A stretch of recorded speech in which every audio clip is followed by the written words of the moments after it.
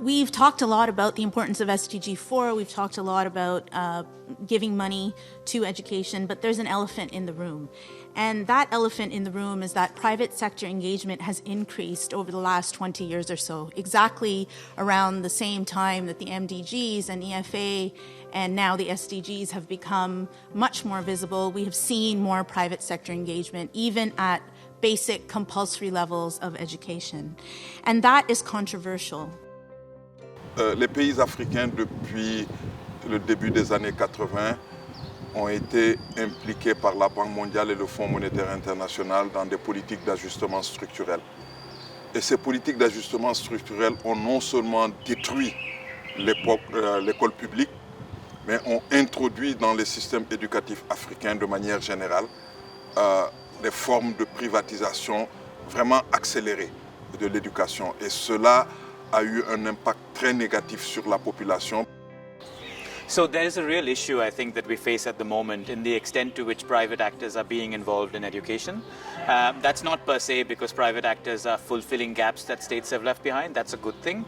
But there's a real danger that if we don't play a role in making sure that private actors are motivated along the rights of human rights principles, what you could see is a bifurcation and a further fragmentation of society. The human rights guiding principles on private actors in education aim to get states to set rules for those private schools so that they run their schools in such a way that is positive and doesn't negatively affect everyone's right to access education, free, quality education, which is equal for everyone.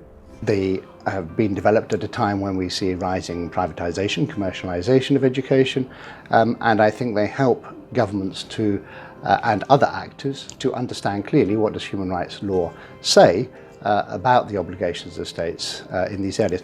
So there's been an explosion of the involvement of private actors in the delivery of education, and obviously that has often had really adverse consequences on educational opportunity, on the defunding of public sector education, and ultimately creating inequality of life opportunity for people who can't get that leg up because they're getting lower quality public education and they can't access private education because it's so expensive.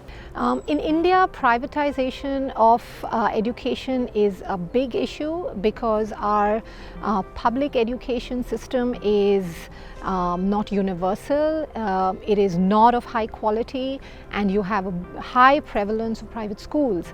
And because there's a high prevalence of private schools, it's important that private actors are regulated to ensure that the education they provide is of high quality, it's accessible, and is non-discriminatory. In simple terms, are those principles that bring together the standards relating to the right to education, but clarifying for states what international human rights law actually says about their obligations when private actors are involved in the education sector, for example, as service providers in the education sector. No ha habido una discusión seria acerca de qué está pasando en muchas partes del mundo, donde ha habido una proliferación muy grande de entidades privadas